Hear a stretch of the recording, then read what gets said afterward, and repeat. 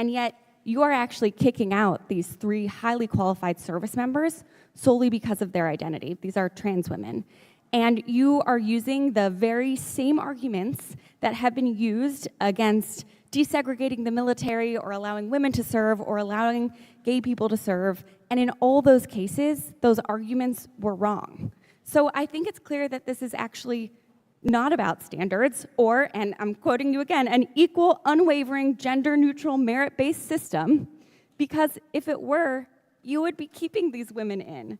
Instead, you are the one injecting culture wars into the military, and it's at the detriment of our military readiness and national security. Now, General Kane, I'd like to turn to you. So to be clear, these are men who think they're women.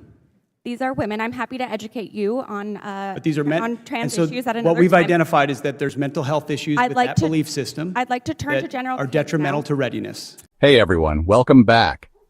Today I'm taking you inside a powerful and emotional moment from Capitol Hill, one that put the Pentagon's policy on transgender service members under a harsh spotlight. It happened on National Women's Veterans Day. Congresswoman Sara Jacobs from California stood up and did not hold back. She honored women in the military, praised their achievements, and then, right there, called out what she saw as outright discrimination against transgender women serving in uniform. If you believe in equality, smash that like button, and if you want more truth-packed political deep dives, hit subscribe right now. So let's set the scene. Jacobs represents San Diego, one of the largest military communities in the country. She spoke about 3 phenomenal women in the military, a major, a combat-tested aviator, and a senior instructor. All of them, top 5% performers, flawless records. The kind of leaders who set the standard for excellence. But then, Jacobs dropped a bombshell. These women, these elite soldiers, are being kicked out of the military. Why? Because they're transgender. That's it. Not because they failed, not because they broke any rules, but solely because of who they are. Jacobs drew a powerful parallel, reminding everyone that the same excuses now used to ban transgender troops were once used to keep out black soldiers, women, and LGBTQ plus service members. And history proved those arguments wrong, again and again. She accused the Pentagon of pushing culture wars instead of focusing on military readiness. And honestly, her words hit hard. Then came General Kane's response, and things got tense. He said flat out that being transgender is a mental health issue and that it could impact military readiness. But Jacobs wasn't having it. She fired back with facts. The same officers who supposedly couldn't lead, their commanding officers rated them among the best of the best, just within the last 3 months. So who should we believe? Political talking points, or the actual service records? If you're here for the truth, not the spin, make sure you subscribe and turn on notifications. More breakdowns are coming soon. Jacobs took it even further. She pushed the military on another contradiction. Just a day earlier, General Kane testified there was no evidence of a foreign invasion in the U.S., and yet thousands of National Guard troops were deployed, Marines sent to the streets, and President Trump claimed the military was needed to stop an invasion. Jacobs's question, why is the military contradicting itself to support political theater? She pressed General Kane, but his answers were evasive, and before she could dig deeper, her time ran out.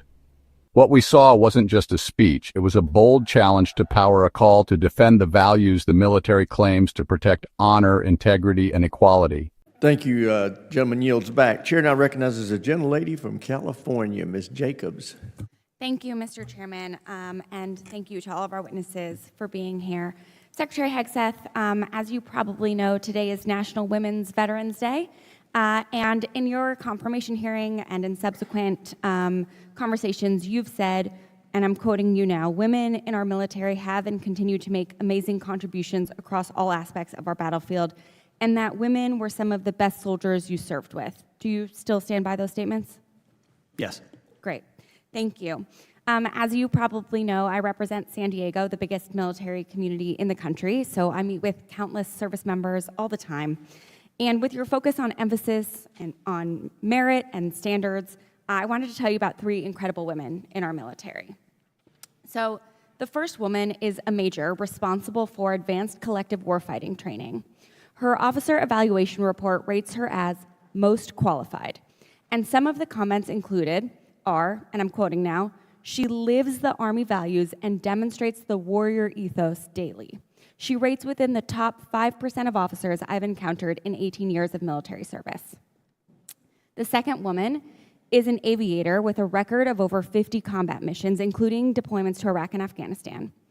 Two quotes from her most recent fitness report in April include, quoting again, "People excel under her leadership, and she has my strongest possible recommendation for promotion."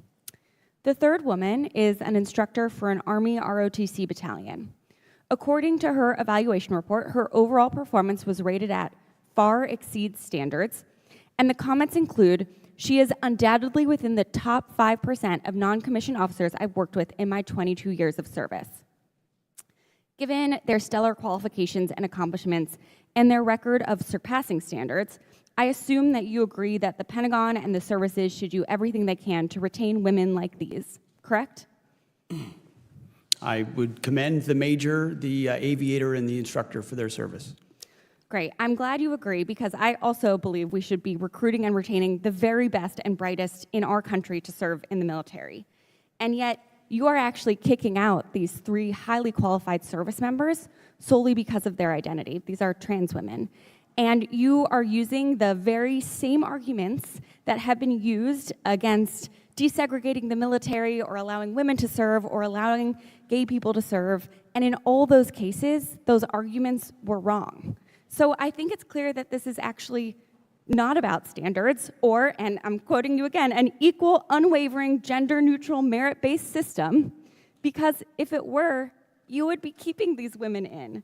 Instead, you are the one injecting culture wars into the military, and it's at the detriment of our military readiness and national security.